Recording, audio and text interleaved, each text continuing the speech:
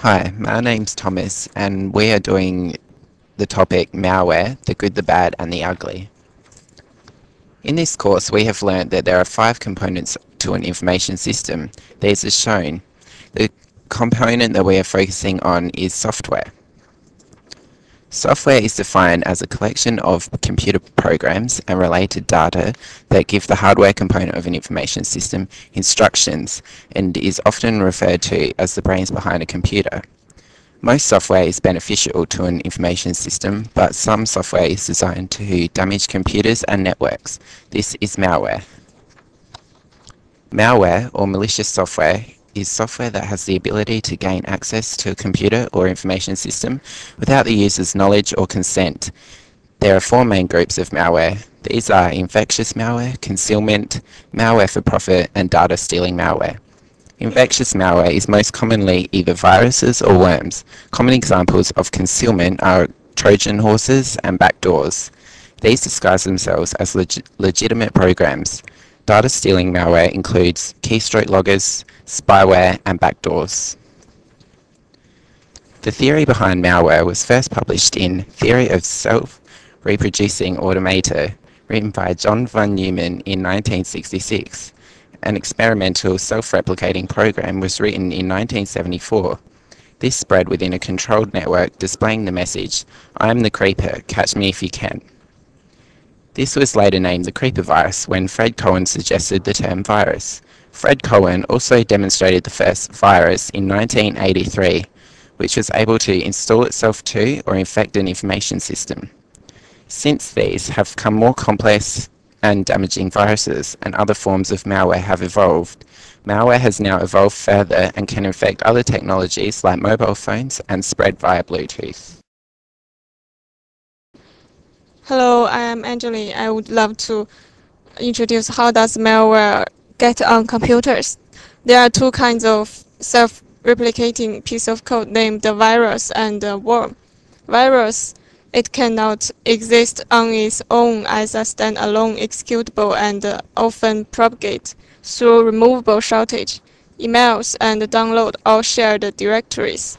It attaches itself to other programs and usually requires human interaction to propagate. Worm spreads via networks and usually don't require human interaction to propagate. There are other kinds of malwares. Their name are Trojan, backdoor, rootkit. Normally, the Trojan are the wares we downloaded without clear instructions, and some are website clicking. Backdoor is a special kind of Trojan. The difference between them is backdoor can remote control the inspected systems, such as document managing and process control. Rootkit is a collection of tools that allows a hacker to provide a backdoor into a system, collect the information on other systems on the network, mask the fact that the system is compromised, and much more. Rootkit is a classic example of Trojan horse software. Spyware and adware, they may serve as preamble to malware installation on the system, luring the user to malicious websites or to download malicious files. Normally, spyware are spread as free software. It might be a useful application, MP3 player, or some game. Adware or advertising supported software is any software package which automatically displays or downloads advertisements to a computer after. Some of them come bundled with adware but can be unchecked during installation. There are also malicious mobile code. They can download it from a server and execute it on the client without any other user interaction than, for instance, visiting a website. Hello everyone, I'm Jin. I'm going to talk about something bad about malware. There are many types of malware, such as computer viruses, Trojan horses, spyware, and adware. All these things are bad for computers. Computer viruses. Computer viruses are small software programs that spread from one computer to another, and they can interfere with computer operations. Viruses can replicate by themselves.